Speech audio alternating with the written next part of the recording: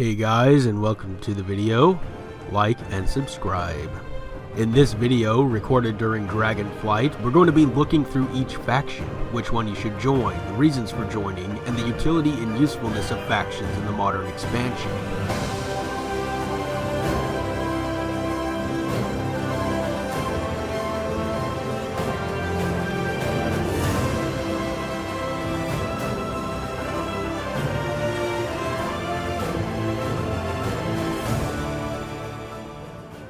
Will you join the Noble and Holy Alliance and serve under the blue and gold banner, bringing peace, justice, stability, and light to Azeroth?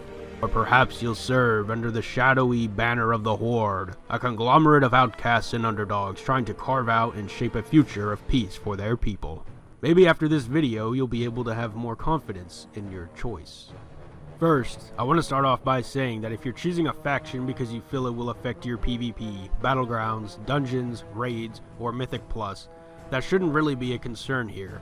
At the current time, all these activities are now cross-faction, meaning both Horde and Alliance players can join together in these activities. Blizzard going so far to even make guilds cross-faction. So it seems at this point in time that factions have no effect on those activities. So, what does that leave us with? What about the main quest experience? Does each faction have a different story or main quest like in past expansions? Well, like in Shadowlands, the main quest here is a shared experience with both Horde and Alliance, meaning that the main story is the same for both sides. There's no wildly different outcome or paths to the general story that is dependent on what faction you've chosen. No separate paths of the quest. So expansions and quest-wise, the two factions will be identical. Well then, so what's left? If my faction has the same quests, dungeons, raids, PvP, BGs as the other faction, and we can all just play together, then what else is there to focus on? And the answer to that question is simple. That it really doesn't matter, technical-wise, what faction you choose. Now I'll tell you the real reasons why you should pick a faction. Now, I'm mainly going to focus on each faction's main race by player and the de facto leaders of the main factions. The orcs for the Horde and the humans for the Alliance. First, we have looks and environment. When we look at the main cities of these factions, Stormwind for the Alliance and Orgrimmar for the Horde, we see a distinct difference in architecture. Let's focus on the Horde city first. When we make our way to Orgrimmar, we see spikes. Lots and lots and lots and lots of spikes. Lumbering towers of dark stone and steel. The tusks and bones of mammoth creatures hunted by the orcish clans adorn city structures, being a reminder of the heritage as brave hunters. We see bright fires spitting flame, ash, and embers into the open air. Wooden structures with patchwork canopies over top. Large steel chains running across the city structures. It's dark and gritty, rough and tough. A world where only the strongest warriors survive. It gives off a much more rustic, tribalistic vibe and style. It has a dusty atmosphere, the sky and ground stained red. It is barren, an inhospitable wasteland of canyons and death. In contrast, upon our arrival to Stormwind, we are greeted at the gates with the statues of the champions of the Alliance, as well as the iconic Stormwind theme.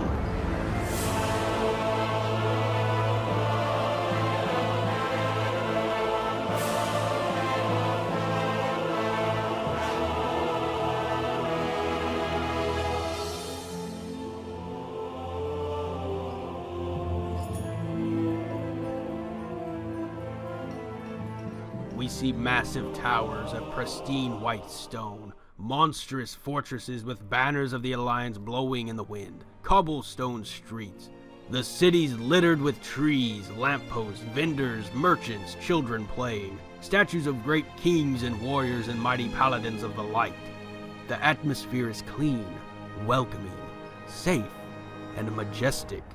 It is surrounded by forests, streams, hills, as well as grassy plains. The cities and their surroundings may play a role in how you see yourself in the world. Do you want to look at more greenery, a more generic fantasy city than the Alliance is for you? Or maybe you enjoy patrolling the barren wastelands and exploring caves and climbing rocks. The Horde would fit you best. This is the first difference of the factions, with the Horde cities, excluding the Blood Elves, usually having darker tones, rougher and more thrown together structures, and crudely made settlements. And with the Alliance, it's more of a generic fantasy. Everything is clean, tidy, put together well, lighter, and is more human. Next, we need to look at transmog and armor. This is more of a straightforward conversation. The Horde armor, specifically when looking at orcs, tends to be larger and more bulky. It has a heavy-duty look to it. The shoulders, for example, are more robust and theatrical, adorned with spikes and bone.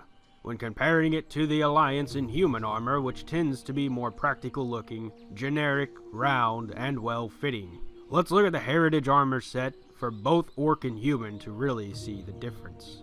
When looking at the human Alliance set, we can see straight away it's more traditional of what we may have seen in our real world. We have the gold and blue Alliance colors, the sleek arm guards, the shoulders bearing the great eagle, while enlarged do not go overboard. We have nice proportions. The iconic helmet and blue plume. Everything is well kept, clean and sleek, and having all exposed areas protected. In contrast, when we look at the orc armor, we can see the orcish influence right away. Large shoulders with spikes of bone and steel, leather wrappings, larger leg guards with spikes on the boots. We have spikes protruding from the arm guards, unlike the Alliance. A large helm with Viking-esque horns coming from the top. A more crude design with open spots. It's rugged and mean. So when comparing these side by side, we can see the difference that each faction has. Horde being more crude, larger, theatrical, and the Alliance being more traditional, rounded, and practical. I myself like the Alliance armor better because it's more clean and sleek design. But it would just depend on if you like bigger, bulkier armor with spikes in large proportions, or a more generic fantasy armor that is reminiscent of what we humans would actually wear or would have worn in our past. And one of the last things I want to talk about is role-playing. This may be one of the most important things that matters to an MMO player, especially when it comes to a game like World of Warcraft, a game which has been around 20 plus years, and a game you can literally sink years of your life into. And it can be hard to make a video saying, if you play this faction or class or race, then this is what you can roleplay as. Because we are all unique individuals with our own ideas and our own special way in which we play and interact with the game.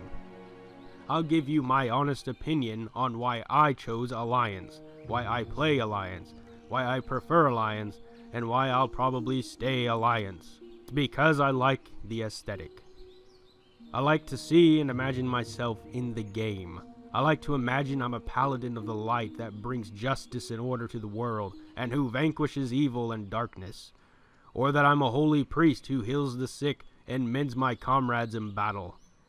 I feel like my real-life values are reflected in the Alliance, and I'm just drawn to that. I like the transmogs, I like the color blue, I like cleanliness, and the Alliance aesthetic fits that. Remember when I first watched Lord of the Rings, I was immediately drawn to Minas Tirith, the Grand White City, and the armor of Gondor. You may be the exact opposite and find that boring. You may like huge spikes and a tribal aesthetic. You may want to imagine yourself as a huge hulking orc warrior, patrolling your lands for invaders and protecting your people. There is no good or bad, no right or wrong answer, and I can't tell you what you like and what you should be. It just boils down to what you as an individual value and the style you like. Your imagination is boundless and can come up with way more scenarios for what faction to pick and what to play and how to play. Way more than a random nerd's video on YouTube. So go, play both factions, get gear for both factions, go to cities of each faction, explore the world, get immersed in the lore and the stories of the characters, see who you resonate with, but most importantly, have fun and enjoy your life, both in the game and outside of it.